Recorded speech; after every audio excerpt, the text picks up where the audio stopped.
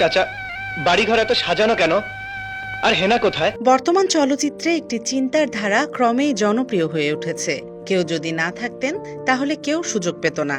এই ধারাটি যেন আজকাল ট্রেন্ডে পরিণত হয়েছে। আর এই প্রবণতার বিরুদ্ধে সরব হয়েছেন ঢালিউডের এক সময়ের জনপ্রিয় চিত্রনায়ক বাপ্পা রাজ। সামাজিক মাধ্যমে দেওয়া এক খোলা বক্তব্যে তিনি ক্ষোভ প্রকাশ করে বলেন, আজকাল একটা ট্রেন্ড হয়ে গেছে, কাউকে কিছু জিজ্ঞেস করলেই বলে ও নেই বলেই এর উত্থান হয়েছে, ও থাকলে আসতে পারত না। বাপ্পা রাজের মতে এই মানসিকতা শুধু একজন শিল্পীর প্রতি অবিচারী নয়, বরং শিল্পের প্রতি সম্মানহীনতাও প্রকাশ করে।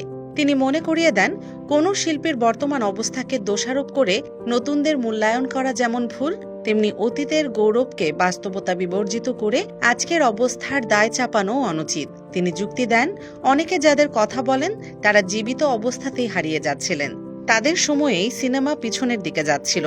তাই কারো অনুপস্থিতিতে নতুন কেউ উঠে এসেছে, এই দৃষ্টিভঙ্গি এক ধরনের অগ্রহণযোগ্য সংকীর্ণতা।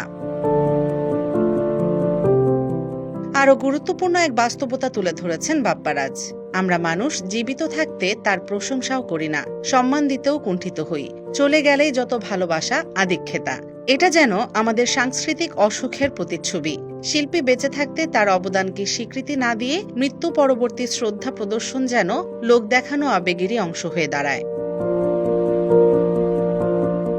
এই সাহসী বক্তব্য নতুন করে আলোচনার জন্ম দিয়েছে।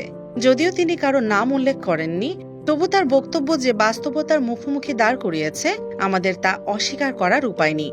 শিল্পে উত্তরণ বা অবক্ষয় কোনো একক ব্যক্তি বা সময়ের কারণে ঘটে না, এটা একটি ধারাবাহিক প্রক্রিয়া যা সম্মিলিত চেষ্টায় গঠিত হয়। বাপ্পা রাজের এই বার্তা আমাদের মনে করিয়ে দেয়, জীবিত শিল্পীদের সম্মান দিন, তাদের কাজকে মূল্য দিন, কারণ তারাই আগামী দিনের পথ দেখাবে।